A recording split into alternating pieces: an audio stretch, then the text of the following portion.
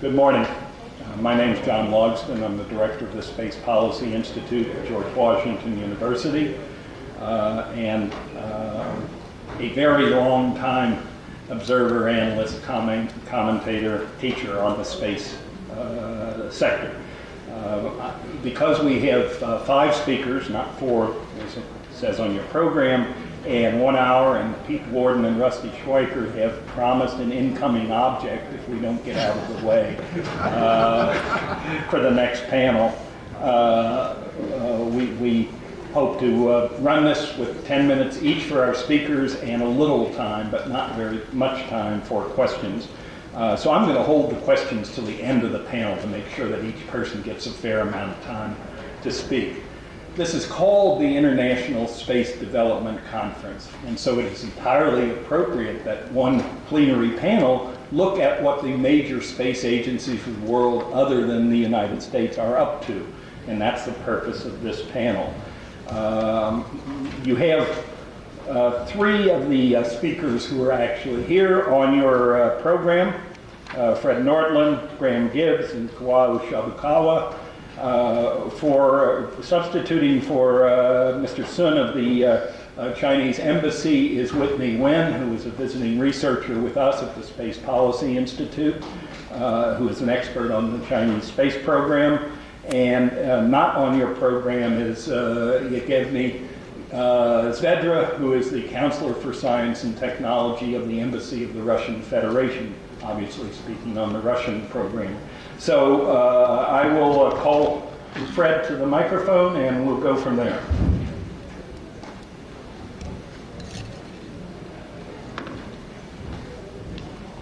Good morning.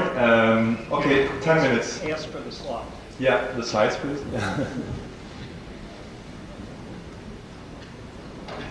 Okay, 10 minutes, European space. This is going to be challenging. Okay, next slide, please, right away. The quickest pitch on the European Space Agency. You will see just a few lines, but hopefully you will see what it is. We are the only international intergovernmental space agency in the world. 17 member states. We don't have the 25 member states of the European Union. We're not an agency of the European Union. We're a separate research and development organization, but we are an international organization. 17 member states, 2,000 staff, about 3 billion euros with the exchange rate. It's pretty cool. We're buying a little bit more with that. And I would like to, since the title of the panel is, exploration, international exploration, I'm going to switch right away to the next slide to tell you that we are Moon, Mars, and beyond this year. And, those words are familiar to you. Well, Europe is there. Europe is in these 3 destinations. Moon with Smart 1, and we have taken our time with the little Smart 1 to test different propulsion technologies, and it took several months to get to the Moon, but we are now in the full-fledged science phase of Smart 1 and producing data. Mars Express, which is also producing data. I'm going to show you pictures of Mars Express, and we're extremely happy with the mission. And the Beyond was quite something, since in January we landed on Titan, Saturn's, one of the Saturn's moon, which is the farthest landing so far of any probe. This is, of course, thanks to the great collaboration with NASA and ASI, the Italian Space Agency, on the Cassini-Huygens mission. This is the Beyond, and this is, as a personal remark, the true exploration. Next slide, please. Because Titan has an atmosphere, we didn't know that we would discover on Titan at all. And so 25 years ago, we had, can you bring the next slide, please? We had several colleagues, Americans and Europeans, who put forward that mission. And let me tell you, at that time, everybody around them were telling them, sorry, this is crazy. You're telling us that you're going to put together a NASA, and Italian contribution spacecraft, travel for 7 years and land on the moon of Saturn. This is completely crazy. Well, we made it. And look at what we discovered. The same geophysical processes that we have on the Earth, except that, of course, this is methane, but we discovered channels, drainage channels. We discovered, darker areas, boulders, mud, and actually the little Huygens probe, which survived for 5 hours, had a splat on what we believe to be some kind of a mud. And let me tell you, the data produced by the mission will make our scientists happy for the next 10 years, and they're really working very actively on the mission. A few more pictures. Next slide, please. Mars Express. Look at that. Canyon. This is the Valle Marinalis, and you have 3 big valleys there. And this, when you put that in conjunction with Spirit and Opportunity and 2 rovers and what we're discovering in terms of past presence of water on Mars, we're, I think, having an extremely productive, collaborative scientific project there. Next slide, please. We did not expect to see glaciers on the equatorial region of Mars. This is actually Elysium Planitia, and nobody expected before this particular picture was taken by Mars Express to find ice covered by dust on Mars. Next slide. We're not stopping there. We're already having a set of missions that will pursue the great European legacy on exploration. The next one is this year with Venus Express. And this one will produce, hopefully, very interesting data on this particular planet, which we did not visit for quite some time. We have Bepi Colombo to Mercury, which will be actually to 2012, not 2011, which is a JAXA, Japanese Aerospace Exploration Agency, and ESA collaboration. In about a year and a half ago, Europe launched Rosetta, which is our cometary mission, the new cometary mission, which will hopefully land in 2014 on the comet. And look at the name, it's Churyumov-Gerasimenko. We believe that it's quite a bold step in terms of exploration as well to land on the comet. And this, in conjunction with NASA's Deep Impact, will maybe revolutionize the cometary science.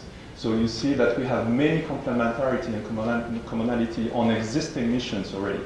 I'm not going through right now about the beyond regarding astronomy, because as you may know, ESA has a very strong scientific program there too. Next slide. One of the features of the European Space Agency in terms of science and exploration is our ability to plan over the long term. We've had since 1984 3 long-term planning that were set, called Horizon 2000 and plus, and the next one, well, the current one, which is Cosmic Vision here. Don't pay attention to all the missions we have, but this is something which provides stability, predictability in the system, and the fact that we're basing our science program on the mandatory contributions of the member states, meaning if they want to be a member state, they pay a fee.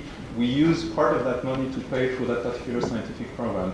It gives us a very strong role in exploration. If you did invite me today to speak, and George Whitesides might not be here, thank you very much. It's not because of this, but probably to talk about the future. So next slide. 2001, we started a reflection in Europe as to our long-term future in exploration, and we produced actually a vision before the US president announced its vision on January 14th, 2004. Ours was not at that level, unfortunately. My Director General has already stated in January 2004 that he would have dreamed to have the heads of states of the member states of the European Space Agency or the President of the European Union to come to ESA headquarters and announce such a vision. But still, we have a vision. It's called Aurora. And that vision in Europe is bringing us to the long-term 2030 deadline for a human mission to Mars. Why did we create that particular vision? It's because we felt, since we reached a certain level, a certain degree of technology maturity in Europe, we owed to ourselves to have our own reflection about the future, and we ended up having something which is, interestingly, quite parallel to what was announced 1 year later here in Washington, D.C. So hopefully this is going to be a very promising avenue for the future and for the transatlantic cooperation in space. Next slide. The motivations for Europe to embark in that journey of exploration in the future, you have the keywords there. And those are really part of what we are proposing in terms of a new program in the context of the European Space Agency. And I'm not going to describe all the definitions here, I don't have time, but you really have, this is the list of our motivations. Next slide. Key decision point to come at the end of this year. We have an ESA council at ministerial level. The ministers of the 17 member states coming together to take important decisions for the European Space Agency. One of the feature and one of the advantage, because there are some advantages of being an international organization after all, we have the ability to have this long-term budgetary commitment on a given program. So we are working on many different program proposals for the ministers in December of 2005. I'm just going to mention those related to exploration. As you can see, we want to continue the International Space Station, pursue our objectives in the ISS partnership, and what we're going to ask for is money for further operations and utilization of the station. All the development money for the European contributions in terms of hardware has been already committed, and we're like 95% to almost complete. So it's just for utilization and operations. But then we would like to initiate a new exploration program based on the Aurora vision, which would be commensurate to our scientific, technological, and industrial capabilities. And finally, the space science program, which will also continue this long-term planning of the scientific program of ESA. We have now, we started last year to work on our 2015-2025 already program. So next slide. In case you had any question for Europe, there are definitely, and this is very important, two interrelated international endeavors, ISS and the formation of the Cooperative International Space Exploration Agenda. Yes, they are interrelated, for many good reasons. Technically, and I will describe in 1 minute why we believe those two are interrelated, but also because we are about to launch the European contributions to the space station. So for us, this is key in terms of achieving the next step, and as the US President said in 2004, this is a critical step in the context of exploration.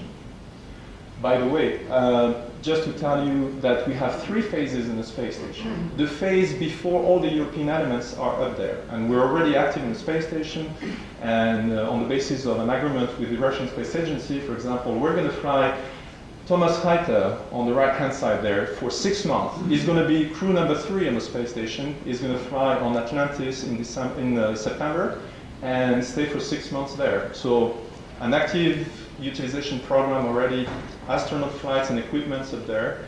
Then we're going to fly our Columbus module, plus the ATV, the logistics, cargo, and reboost module of the space station.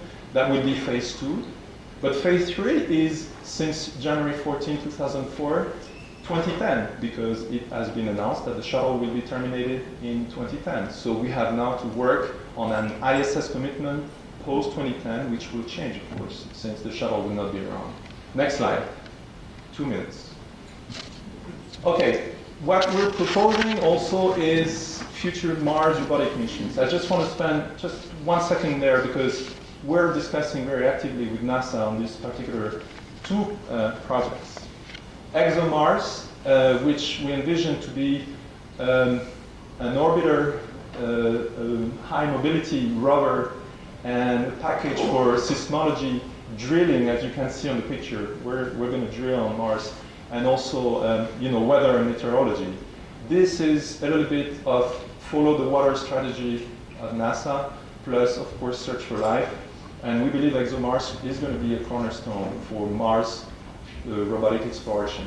This one, we would like to have it in 2013, and I think it's going to be a major mission. Mars sample return will be extremely challenging, and we have with NASA this joint objective of looking at Mars sample return as one key point in the Mars robotic activities. So we would like to rejoin at this point. And in order to do that, we are preparing at the moment a program proposal also to prepare the technologies for this very challenging mission. Next slide. Okay, moon. We're interested in the moon. We're going to pursue activities on ISS as a test bed in order to test various technologies that we believe will one day form the core competencies of Europe to be used in the context of exploration and moon and lunar activities. I just listed a few there that we intend to fly on the space station. And so when I say that ISS and exploration were interrelated, well, we view ISS as a major test bed for technology for future exploration activities. This will be part also of our program proposal. Next slide. Cosmic vision, we will take some decisions related to cosmic vision 2015-2025. I can only say to you that there are 4 things at the moment and already some preliminary ideas of some future very cool missions there in the context of cosmic vision. Just one, probably my favorite. Europa is cool. Europa, the scientists like it, but Europa, I mean the moon of Jupiter. And we're starting, discussions about that to see if one day we could have a mission. Why not à la Cassini-Huygens or something else? We will see. But this is the type of thing that we're going to discuss in the context of cosmic vision. Next slide. I'm almost done, just 30 more seconds. This is the launch stack. This is the family of launchers that we're going to use for exploration. Ariane 5 and Ariane 5 ECA, which just flew earlier on this year, and we have over the next 4 months a pretty loaded launch manifest. Vega, a small launcher, and Soyuz 2, which will be coming to the European Spaceport in French Guiana on the basis of an agreement with the Russian Space Agency. Last slide. Last one, please. So, in conclusion, what we want is stated there: is significant, meaning something based on core competencies, and European only. Visible, because we believe that we have reached a level and we want to be visible in the exploration agenda. Robust, because we want to resist any changes in the international environment which would block the way of Europe in pursuing an exploration agenda. And at the end, we would like to pursue our strategy of having almost all of our programs, because this is the case today, based on international cooperation. Thank you very much.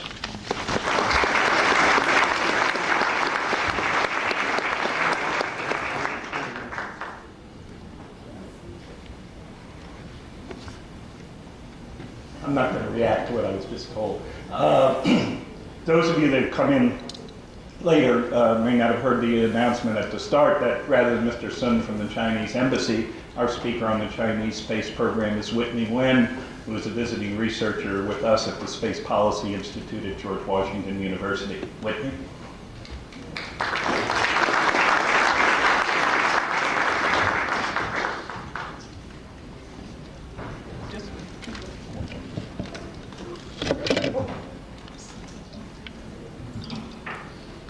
Good morning. Chinese government pays great attention to the international space exploration. Here is the official statement made by the spokesman of the Foreign Affairs Ministry. China would like to cooperate with the other countries for the peaceful use of the outer space. Why international space exploration? Because peaceful development of the outer space is always the common goal of the human beings.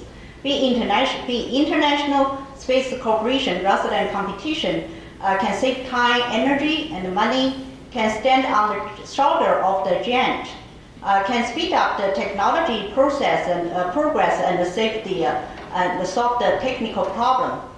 See, international cooperation is good for win-win and mutual beneficial to the both sides.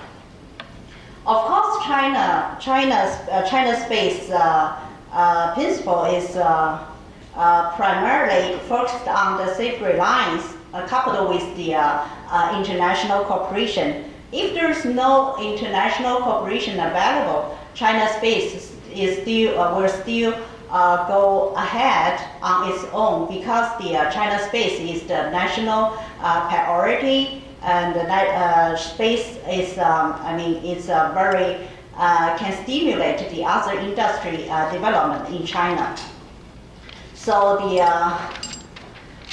the truth is China already did a lot of the cooperation, international cooperation. Here's I only mentioned a few. With Russia for the human space program, with ESA Galileo program, and also the Double Star program.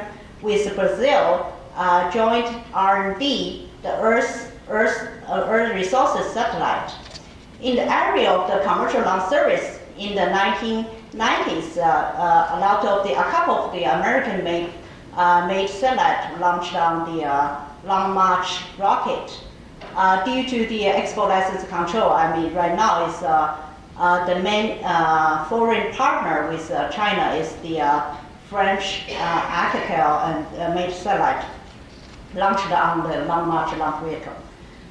In the future, there will be the more space program for the international cooperation. The number one is the Lunar Project. For those that are not very familiar with the Lunar Project, so I mentioned a little bit. Okay, so that's Lunar Project named Chang'e number 1, 2007. That will be very soon. We'll launch we'll have the China-made satellite. That's Dongfang Hong number 3, launched on the Long March 3A to fly around the moon. 2010, we'll have the 1-ton lunar orbiter landing on the moon to do some of to take the observe. 2020 have the sample return. So for the first one, the 2007 Chang'e number 1 will use the existing technology to use the homemade satellite and launch vehicle to save the time. Starting from the first 2, we'll start the international cooperation for the lunar orbiter landing on the moon in the area of the fuel saving and the soft landing of the lunar orbiter, and also the landing module and the space module docking, and also the TT&C. The TT&C here, when the satellite fly on the back side of the moon, they need the TT&C. Right now, we still need that technology. So the second one is the human space program.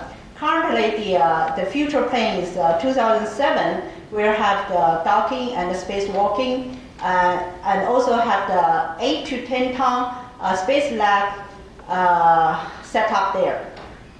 2020 have the 20-ton space station. So the cooperation area will be focused on number 1 is the docking, number 2 spacewalking, number 3 is space suit. Currently for the space suit we use the Russian 1992 module design. That one is pretty good, but cannot prevent very high radiation. So when the tachyonauts go outside of the module, it's cannot do the spacewalking right now because of very high radiation, and the spacesuit cannot get prevent them. Okay. So the service, the Mars exploration, currently target in the 2020. Also need international cooperation. The 4 is the possible international space station. So China would like to participate in the international space station, if possible. So to conclude, China has successfully put the first man into space in October 2003. So in the future, China will put more energy into the space development. International cooperation can speed up the space development and make it a breakthrough. The principle is they are primarily focused on self-reliance coupled with the international cooperation. And the international cooperation is based on the mutual beneficial, and in the other word is the win-win to reach the common goal of the joint development of the outer space. So let me finish by the sentence. China's space still have the long way to go, and together we get there. Thank you very much.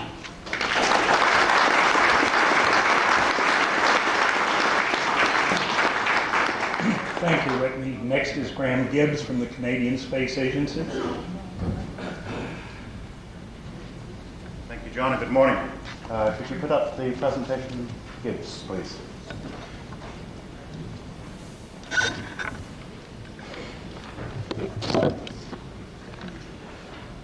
I have 20 slides that I promised to give in less than 10 minutes. I really don't digest the details. In fact, most of my charts are pictures of capabilities that we have, things that we would like to do. I just want to leave you with an impression. Next slide, please.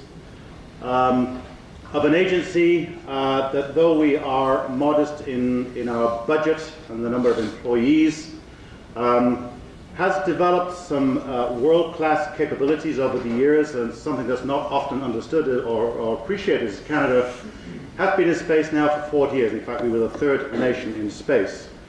Next slide. However, as I mentioned, our program is relatively modest, but this has forced us to focus on those things that we can and do well. We don't have to spend a great deal of time trying to prioritize a big bucket of opportunities and capabilities because we can't afford that in the first place. So being typically a Canadian organization, we have learned to identify niche areas for our activities. But they do cover all the major disciplines, including an astronaut corps. Next slide, please. In the next few charts, I just want to give you a sense for the science interest in exploration that exists in Canada and the capabilities, the technological capabilities that we have to support that. And then later I'm going to show some pictures of ongoing activities. I stress the fact that these are where our scientists have a primary focus, and the technology capabilities that I will show, next slide please, are areas where we have technical capabilities, technical development going on in Canada. It does not necessarily mean we can do all of this, as for most agencies around the world, funding remains an issue. This is a list of our exploration science priorities, and it ranges primarily from the geology of the planets to their atmospheres and life science activities related to long-duration human spaceflight, particularly those life science activities that have a benefit to healthcare on Earth. Next slide, please. Our technologies, we're probably best known for our robotics, but we have a world-class LiDAR technology. We are very active in telemedicine, again for terrestrial applications, but also with applications in space, and life support systems. Next slide, please. So if you put all that together, we end up with a list, in some ways a wish list, but nevertheless a list of the capabilities I should say, the contributions that we are contemplating making to the international exploration effort. Next slide, please. I'm now going to just show you several pictures to really highlight what I've just been talking about. Next slide, please. First of all, we are a major partner, player in the International Space Station. We are providing the external robotics system, which is mounted on a transporter on the external truss so it can get to any part of the station. The major elements of the mobile servicing system, as we call it, have been on orbit since very early in the assembly and used on every assembly flight since, next slide please, to help assemble the station. One of the firsts was a two robotic arm handoff in space, the Canadarm and the new Canadarm2 that's on the space station is seen here handing off the base system for the robotic system itself. Next slide, please. Close-up of the Canadarm2 on the space station, installing the airlock, one of the early assembly tasks. Next slide, please. We have a very extensive ground infrastructure in place at our headquarters in Montreal to support the robotics and the space station in general. It includes this multi-purpose remote support room which has direct communication to the station. We have very recently begun testing ground control of the robotics. And this is another major first for space exploration, and certainly going to be very applicable for the future. We also had extensive training facilities in Saint-Hubert near Montreal for the training of our astronauts and cosmonauts. Next slide, please. We have currently an astronaut corps of 6. Some have come and gone, but our current corps is of 6. All of our astronauts have flown in space, some many times, thanks to our good friends at NASA. Mostly these have been shuttle flights, and several of our astronauts have also been to the space station, and we've got 2 missions on the books coming up. Next slide, please. The dexterous robotics that we are providing for the space station also has a possible application for a robotic Hubble servicing mission, and our prime contractor McDonald Detweiler has been working on this. However, as I think everybody knows, NASA is reconsidering a shuttle Hubble servicing mission, so this may not reach fruition. Next slide, please. Life and microgravity science. These are our priorities. Next slide. Capabilities we have for Mars exploration are shown here. We will be going to Mars with a meteorological station instrument as part of the Phoenix mission in 2007. Next slide. I've been given a 2-minute warning, which is why I'm rushing. The view of what Canada on the Moon or Mars may look like in the future if we can secure funds. Next slide. It is perhaps our long winters in Canada that have caused us to develop some world-class life support systems for plant growth. These have direct applications now in long-duration space exploration. Next slide, please. Actually, you don't have to go to Mars. You can just go to the Arctic. We have developed several terrestrial analog sites. Very useful. I don't know if Keith Carring is in the audience, but everybody knows Keith Carring of NASA Watch. He was a prime motivator in beginning this series of summer expeditions to terrestrial Mars, and we are hoping to progress on that. Next slide, please. We have a fairly substantive astronomy program. Let's not forget astronomy is still part of exploration. Next slide, please. But when all said and done, let's also not forget our home planet, where we also have quite an active Earth science program. And the last slide is a word from my sponsor, President of the Canadian Space Agency. Like Europe, we would like to have a meaningful and visible role in the future of exploration, and hope that we can do. And for my very last slide, check us out on the web. Thank you very much.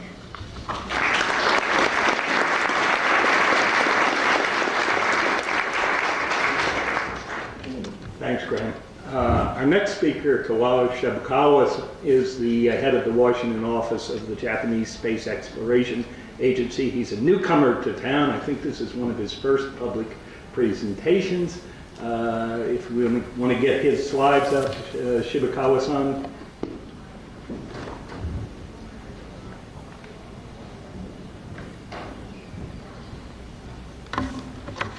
Thank you, Mr. Nordlund. I'm from JAXA Washington office. I'd like to introduce JAXA space exploration. This spring, JAXA drafted the long-term vision.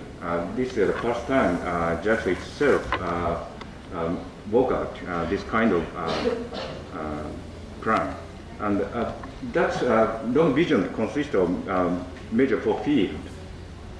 And one is the build a secure and a prosperous society. And the second is stimulate hopes of the public and create better future by exploring the mysteries and the possibility in the universe. This is related to the today's space exploration. The other one is the develop the capability to carry out autonomous space activity, and the last one is enhance the new key industry in the area of aerospace. But this long-term vision is JAXA's proposal, not the decision of the government. So we now start to talk on this with the related institutions, and we hope this vision is taken into the government policy. And the next, we start from this. The one of the vision I mentioned, the second vision is related to this one, and this vision have two areas. The one is the observation of the universe and exploration of a solar system, and the other one is the observation of moon and utilization. And the first one is the we have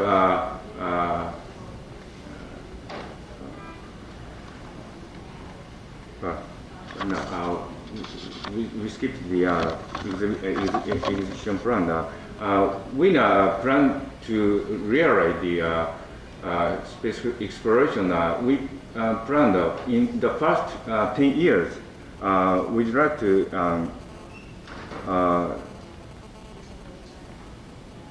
to deploy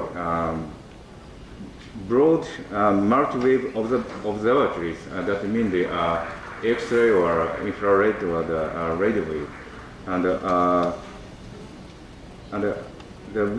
in subsequent 10 years, within 20 years, we have to implement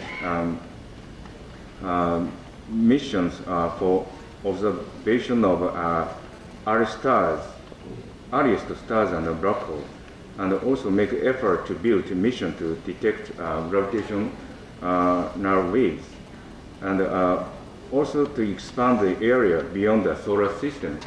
And next slide, please. This is the chart of the JAXA's planned status. In the past, we sent the probe to Moon, Sun, and solar system, and we are now planning to send the to Moon next year. That's called SELENE, and also other probe to the solar systems. The next slide, please. That's the JAXA's Explorer of the past program. We sent the interplanetary mission in 1985, and also we sent the probe to Mars, but unfortunately it failed on the way to the Mars. And next slide, please. Next one, please. And the satellite called Hayabusa, it's on the orbit, on the flight. This is launched in 2003, and it will arrive at the asteroid this summer, and that collected the sample, and it will return to the Earth in 2007. Through this mission, we'd like to get the technology, the sample return, and terrestrial control. Next slide, please. And that's the picture of the re-entry capsule ejected from the Hayabusa. Next chart, please. Next slide, please. And the satellite under development is one of the satellite under development is the Planet Seed. This is the Venus mission, and the Betty Colombo. That's Mr. Nordlund said that's the international project with the European Space Agencies. That Mercury observer. Next chart, please. This very small letter. This is our future space observation plan. We go out to the out of the solar system, and also we observe the within the solar system, Mercury or Venus or the Jupiter or these planets. And to do that, we'll develop the many kind of technologies. Next chart, please. And the second part of the vision in this field is the moon exploration and possible utilization. Next chart, please. Next slide, please.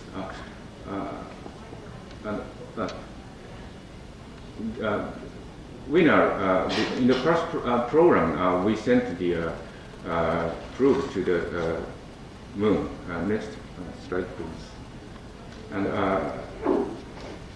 next fiscal year, we plan to send the satellite to the moon. This is Japanese biggest lunar satellite, and it consists of 3 satellites. Next slide, please. And this one is also the Lunar Explorer. It's observed directly the moon by injecting the ventilator into the moon surface. Next slide, please. And this is the future lunar exploration utilization activities. We now consider to develop the necessary technology on the space station, and we consider key technologies are the power system or the robotic system, and these things.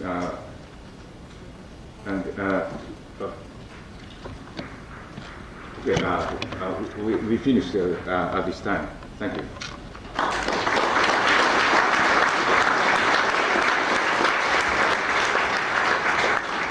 Thank you, Shibukawa-san. We may forget that the first country to reach the moon, first country to send probes to Venus and Mars was not the United States, but the former Soviet Union. The Soviet Union, now Russia, has been a leader in space exploration since the very beginning, and I think has ambitious plans for the future. Not on your program, but very welcome is Yevgeny Zverdre, Counselor for Science and Technology at the Embassy of the Russian Federation. Yevgeny.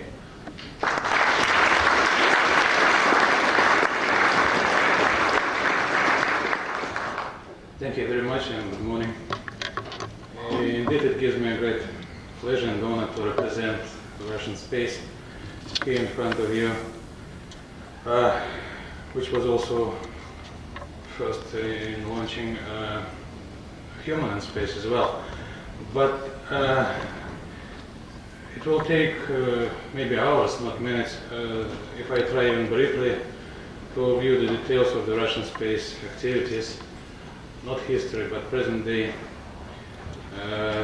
Therefore, I would rather prefer to stick to the topic of our discussion today, that is international cooperation, and try to cover very briefly the range of the Russian maybe planned space activities for the next decade.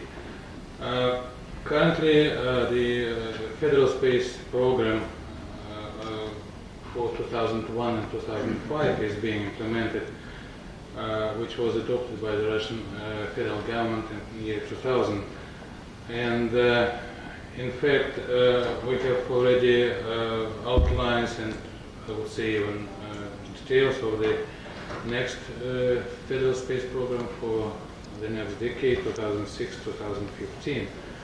It could be mentioned that the program includes the following major tasks, such as to expand and increase effectiveness of use of space in economic, social, and scientific and other areas, to expand international space cooperation and fulfill Russia's international obligations in space, to strengthen and promote national space capabilities, and to ensure creation and use of globally competitive space technologies and services, as well as to ensure access and necessary presence in space. Implementing of these tasks includes major space activities such as environmental monitoring, natural and economic disaster control, natural resources exploration, global communication, implementation of international agreements, as I said, high precision navigational services, geophysical, meteorological information, and of course manned space flight. The program attaches special significance to the manned space flight. Russia is planning to continue research within the framework of manned flight program, basing on the rich experience of work that was done on board the Mir orbital station and then on board of the International Space Station. We do not consider launching any other manned spaceflight programs in the near future. Therefore, in the next few years, Russia intends to focus its efforts on the further development of the Russian ISS segment. We're sure that the station is a unique laboratory to conduct medical and biological researches and experiments aimed at studying adjustment of a human being to conditions of a long duration flight space, modernizing methods of crew selection and training, systems of life and medical support for long flights, including those towards Moon and Mars. The ISS may also be used for finalizing technologies that are key for supporting long-distance flights, and among these technologies are development of energy and engine systems, docking capabilities, installation of large-scale structures, integration and service of space vehicles, and many others.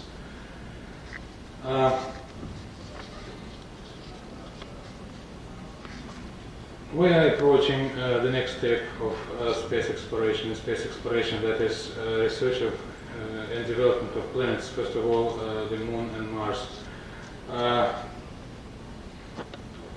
Therefore, we think that once the ISS exploitation is finished, a manned infrastructure should exist on the orbit to continue scientific and applied research and to serve as a platform for integration of space structures aimed at exploring deeper space. Russia undertaking preliminary developmental works on projects to explore the Moon. One of them is Lunar Globe project, which is aimed at studying inner structure of the Moon, selection and delivery to space of lunar soil, use of the moon and its resources as a base for fundamental scientific research.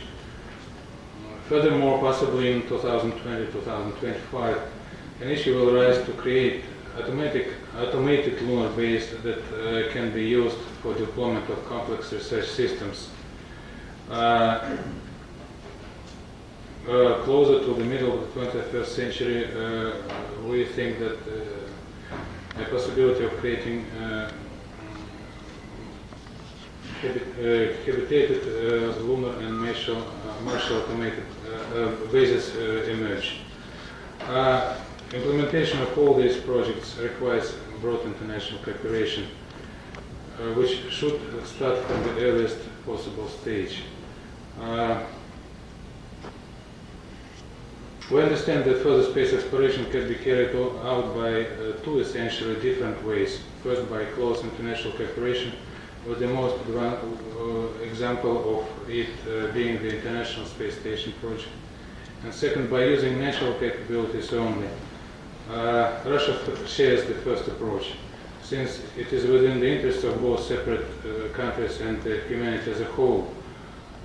And the new vision of space exploration announced by President Bush in January 2004 and the Russian Federal Space Program share a whole number of parallel aspects, thus providing good grounds for fruitful cooperation between our countries and among spacefaring countries in general.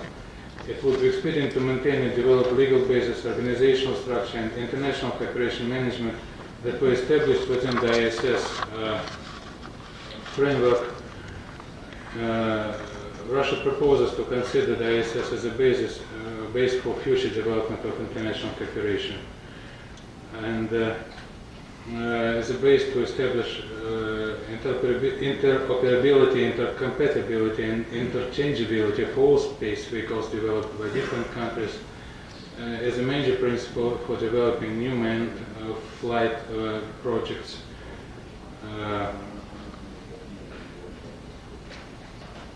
We think that it's time to define an area of space activity where the international cooperation based on equal partnership allows us to reach goals in the most efficient way.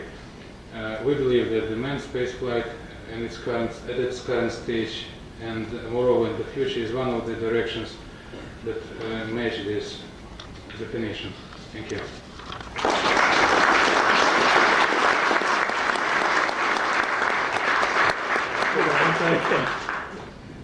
Well, what I feared would happen, that is, we started late because the previous panel didn't clear. Each of our panelists had lots to say, and we are now out of time. So there's no time for questions because the next panel is ready to go. I would suggest that each of our panelists is willing to stick around for a few minutes anyway, so if there are questions, why don't we leave the stage, leave the room so the next panel can begin, and thank you all.